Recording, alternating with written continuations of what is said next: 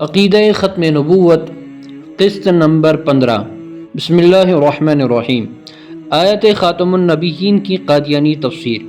1901 عیسوی میں مرزا قادیانی نے ایک غلطی کا ازالہ نامی کتاب لکھی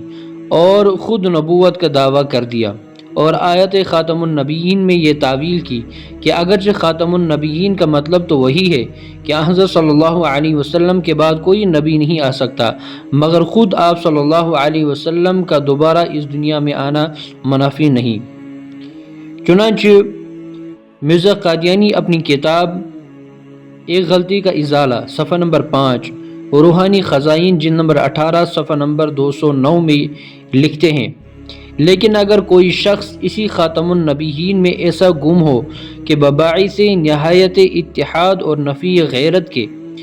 دونوں ایک ہی ہیں، اسی کا نام پا لیا ہو اور صاف آئینہ کی طرح محمدی چہرہ کا اس میں انعکاس ہو گیا ہو، تو وہ بغیر مہر توڑنے کے نبی کہلائے گا، کیونکہ وہ محمد ہے گو ذلی طور پر۔ بس باوجود اس شخص کے دعوی نبوت کے، جس کا نام ذلی طور پر محمد اور احمد رکھا گیا،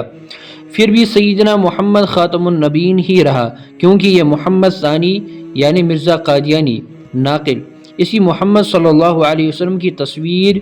اور اسی کا نام ہے۔ اس جگہ مرزا قادیانی خاتم النبیین کے معنی تو وہی لیتا ہے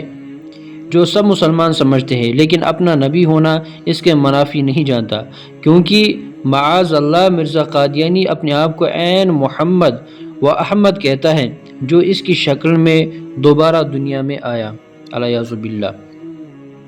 اور مرزا قادیانی کا تیسرا دور۔ مرزا قادیانی نے اپنی وفات سے 1 سال قبل 1907 عیسوی میں حقیقت الوحی نامی کتاب لکھی اور آیت خاتم النبیین کا ایک اور اچھوتا مفہوم بنایا۔ چنانچہ حقیقت الوحی صفحہ نمبر 97، روحانی خزائن جلد نمبر 22 صفحہ نمبر 100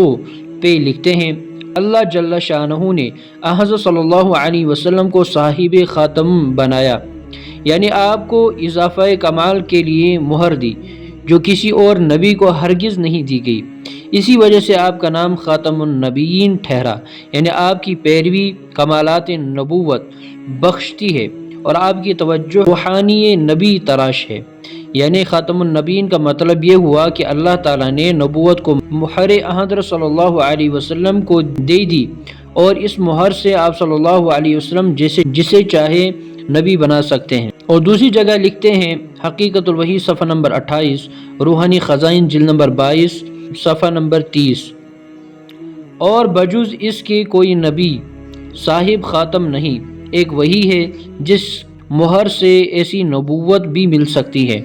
جس کے لیے امتی ہونا لازمی ہے۔ اور دوسری جگہ حقیقت الوحی صفحہ نمبر 28، روحانی خزائن جلد نمبر 22 صفحہ نمبر 30 میں لکھتے ہیں، اور بجز اس کے کوئی صاحب خاتم نہیں، ایک وہی ہے جس کی مہر سے ایسی نبوت بھی مل سکتی ہے جس کے لیے امتی ہونا لازم ہے۔ مرزائیوں نے سورہ احزاب کی آیت نمبر 40، ما کان محمد ابا احد من رجالکم ولکن رسول اللہ وخاتم النبیین وکان اللہ بکل شیء علیما میں خاتم النبیین کا ترجمہ کیا ہے، آپ صلی اللہ علیہ وسلم کی مہر سے نبی بنتے ہیں۔